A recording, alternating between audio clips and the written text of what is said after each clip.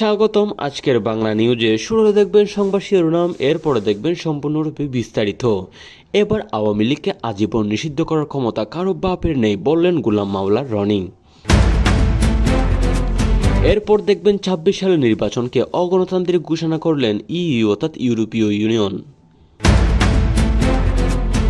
এরপর দেখবেন আওয়ামী লীগ নিষিদ্ধ মানে সংবিধান নিষিদ্ধ, বললেন মাসুদ কামাল।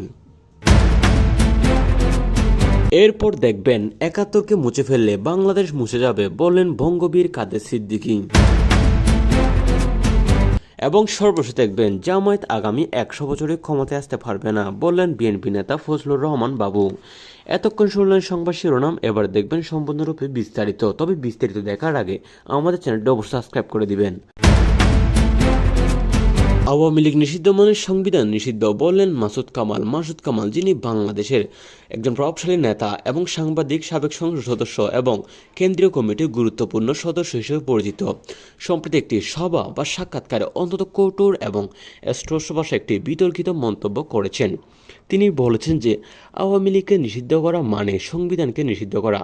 মাসুদ কামালের মতে আওয়ামী লীগ শুধু একটি রাজনৈতিক দল নয়, এটি ১৯৭২ সালে সংবিধানের মূল চেতনা, বঙ্গবন্ধু শেখ মুজিবুর রহমানের স্বপ্ন এবং মুক্তিযুদ্ধের বিজয়ের প্রতীক।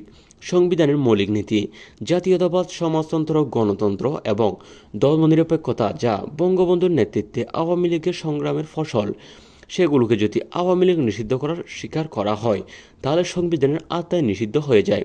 তিনি আরও ব্যাখ্যা করেছেন যে আওয়ামী লীগকে নিষিদ্ধ করার চেষ্টা মানে দেশের স্বাধীনতা, সার্বভৌমত্ব এবং গণতান্ত্রিক মূল্যবোধকে চ্যালেঞ্জ করা।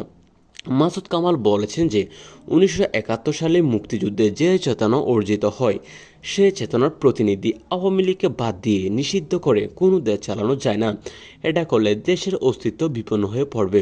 তিনি উদাহরণ দিয়ে বলেছেন যে সংবিধানে যে ধর্মনিরপেক্ষতা, জাতীয়তাবাদের কথা লেখা আছে সেগুলো আওয়ামী লীগের সংগ্রামের ফল। এই দলকে নিষিদ্ধ করা সেই সংবিধানের মূল অংশে অকার্যকর হয়ে যাবে।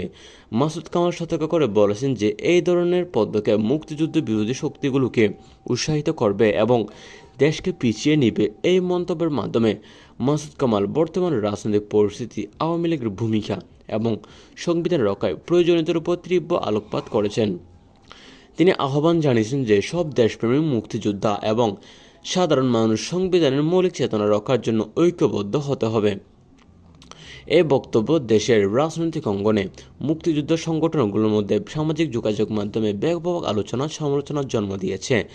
আওয়ামী লীগের সমর্থকরা এতে একমত পোষণ করেছেন এবং বলেছেন যে আওয়ামী লীগ নিষিদ্ধ করা মানে স্বাধীনতার চেতনাকে নিষিদ্ধ করা। অন্যদিকে বিএনপি ও অন্যান্য বিরোধী দলের কিছু নেতা এই মন্তব্যকে অতিরঞ্জিত বলে উড়িয়ে দিয়েছেন এবং বলেছেন যে কোনো দলকে নিষিদ্ধ করার কোনো আলোচনা নেই, বরং সবাইকে গণতান্ত্রিক প্রক্রিয়ার অংশ নিতে হবে। মাসুদ কামালের এই মন্তব্য নির্বাচন পরবর্তী রাজনৈতিক পরিবেশকে সংবিধানের মৌলিক নীতি নিয়ে নতুন বিতর্কের জন্ম দিয়েছে এবং ভবিষ্যতে রাজনীতিতে এর প্রভাব পড়তে পারে। অনেকে মনে করছেন এই ধরনের বক্তব্য মুক্তিযুদ্ধের চেতনা, সংবিধান রক্ষায় আন্দোলন নতুন করে জাগিয়ে তুলতে পারে।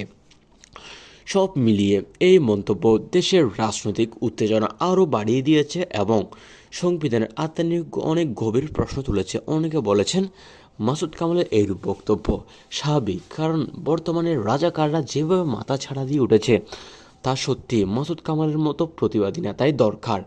এই ছিল আজকের নিউজটি ভালো লাগলে সাবস্ক্রাইব করে দিবেন। ধন্যবাদ।